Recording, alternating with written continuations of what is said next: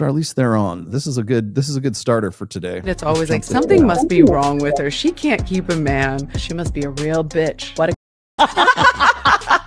I love that I don't have to run every thing by a guy. I'm having the kind of sex I never had in my 20s or in my 30s. We should be the ones that are like, fuck you. Like, I'm gonna have an orgasm. But I did just recently fuck a 26-year-old and it was really fucking amazing. There's a casting for this movie and you have to go on Saturday night, and they gave me the address and it was this director's house. The little voice inside me definitely said, this isn't right. I remember like being furious with myself because I couldn't believe how I had let myself down.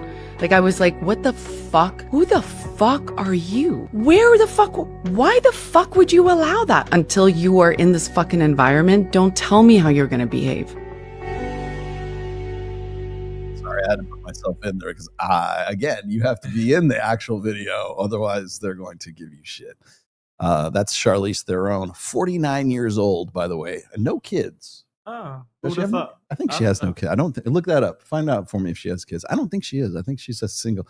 And of course now she's like, I'm living my best life. I mean, well, you're post-menopausal, so let's just start with that. And by the way, I want to clear the air here. I can tell you from experience, like my wife has gone through menopause already. So I'm just going to say right now, my wife is like great in bed and she still wants to get after it. So don't let anybody tell you that menopause is the end of women's sexuality. And especially don't let women tell you that's the case. Okay? She's an adopted daughter. She's an Oh, is she mixed race? Yep. Yeah. Makes sense. Following the Angelina Jolie life path. Yes, I see. But so why is it always that? So anyways, the reason why I bring this up is because I gotta give props what props are due. Andrew Wilson, bravo.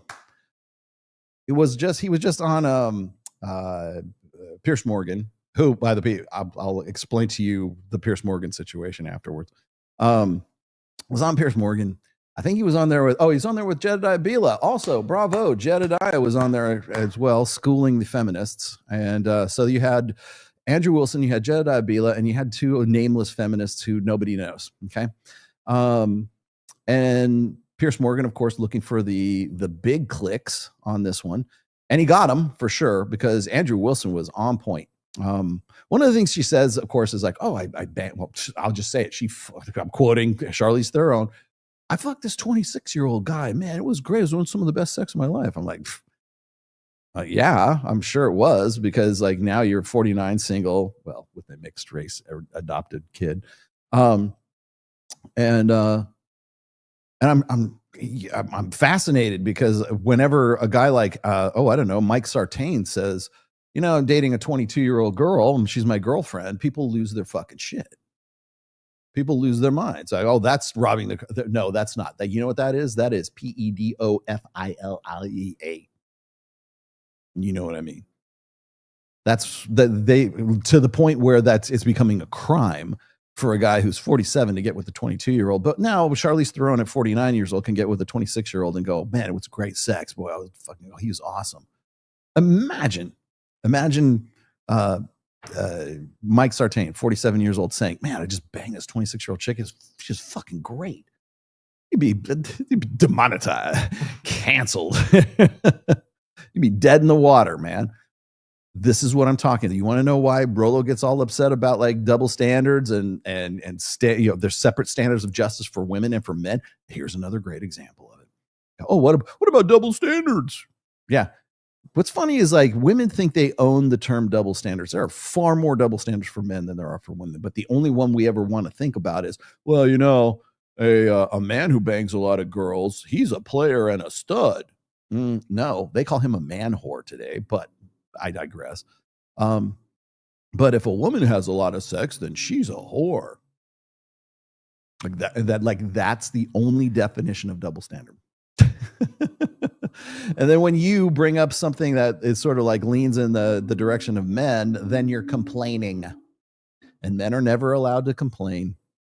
Even if you have an objective like observation of some intersexual dynamic, you could be as measured and as level and as just as bland as you can make it. Just you saying it, you're complaining. Let me explain something to you right now, but like haters, you can actually observe a phenomenon and not endorse that phenomenon. You can actually make field observations about people's behaviors and not actually endorse those behaviors. And just because you're looking at something from an objective observational perspective, that doesn't mean you're complaining about it. It just means you're talking about it. And I brought this up on the Adam Sosnick review, and I think it still holds true. Adam is just basically trying to relate reality to Patrick Bet-David. And Patrick Bet-David, his default is white knight. And how do you white knight another guy? How do you police another guy's thoughts? You shame him. You tell him he's complaining about something. And he's like, no, I'm just making an observation. You don't know what you're talking about, Pat, because you haven't been out in the field for a long, long time. Do you think maybe I have a better opinion? Well, you do of used up, railed down, run through club chicks. Well, where else would I like to go? To Minect? Where else would you like me to go? All right. Yeah. PBD is as blue-pilled as they come. And I don't see that. Well, people go, well, it's his wife. His wife is controlling him. No, he's controlling himself. He's policing himself because he thinks that that's what is expected of him by his wife. He doesn't want to have that conversation when he gets home. Guys don't get that bent out of shape about this kind of stuff that Adam talks about unless they're worried about their market share, or unless they're worried about their audience, or unless they're worried about having to explain themselves to their wives when they get home. I know guys, I'm not going to name any names, but I know guys who have, this is a pretty common incident anyways. I know guys who have changed personalities like within a week of getting a girlfriend. They get one girlfriend, and like, well, guys, I said, well, you never hear from them again. Well, yeah, you kind of have to these days because you got Instagram and everything else. And so suddenly it goes from I'm partying at Zook, I'm hanging out with these guys, I'm living the life, I'm jet setting, I'm doing this shit, to, hey, look at us at Disneyland. Hey, here we are at I don't know, the state fair, whatever.